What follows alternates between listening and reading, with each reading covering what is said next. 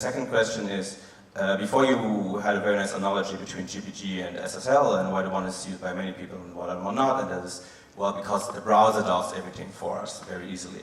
And the browser in Bitcoin is pretty much, as I see it, is the Bitcoin wallet or whatever wallet you use. And I would love to see there more innovation in that space. So my question for you would be, what features do you would love to see in future wallets? What should we focus on to make it more easy to use for the average person and more usable?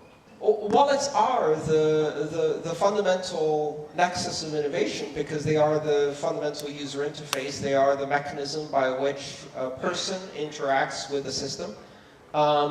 But also the same applies to API-based systems where machines are interacting with the blockchain, the Bitcoin blockchain or other open blockchains.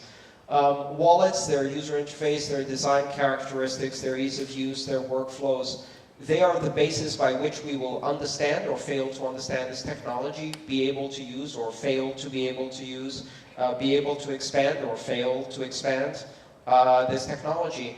And you say there's not much innovation in wallets. I accept that it seems, again, it seems very slow at first as it builds momentum.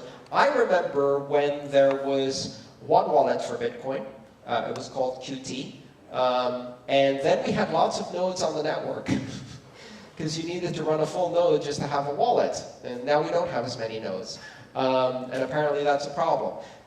I remember the first SPV wallet. I remember the first mobile wallet written on Android by Andreas Schilbach, who I met recently in Berlin. He's an amazing person. And that's the first mobile wallet I used. And then there were two. And from 2 we went to 20, and then from 20 we went to 200, and soon we'll have 20,000 wallets. And most of them will be crap. But in the process, we now have 5 or 6 really, really, really good wallets. Wallets that offer us ease of use, ease of backup, extensibility, recoverability, resilience, security. Okay, I'm going to do this. I don't normally do this in public, but I would like to say there are a bunch of people in this room who invented BIP39 mnemonic phrases that completely revolutionized how easy wallets are to use. So, round of applause for that team.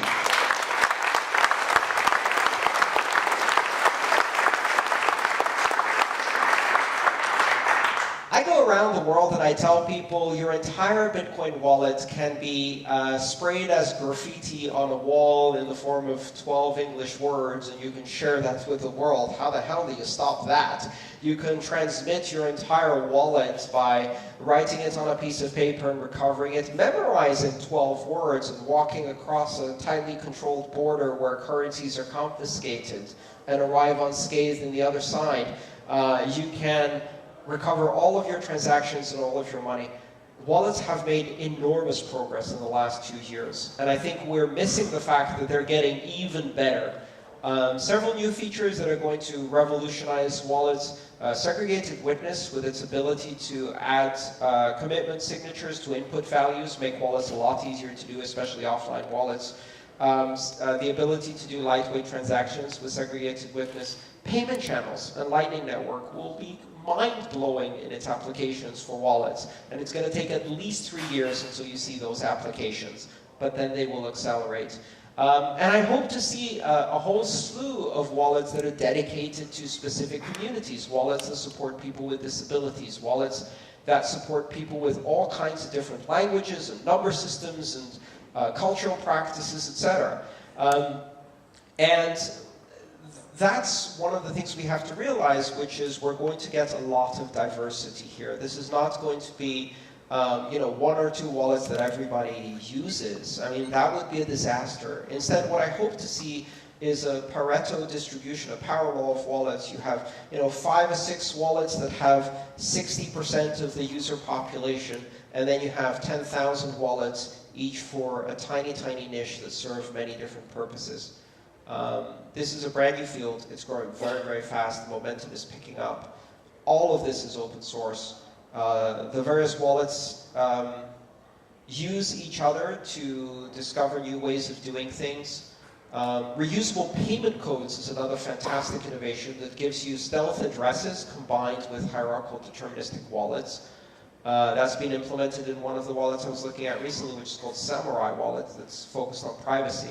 And the other really interesting feature is that you see wallets that are focused on solving specific needs. Some are about, as I said, ease of use, some are about convenience, some are about retail applications, and some are about very, very, very strong privacy. So I'm very optimistic about wallets.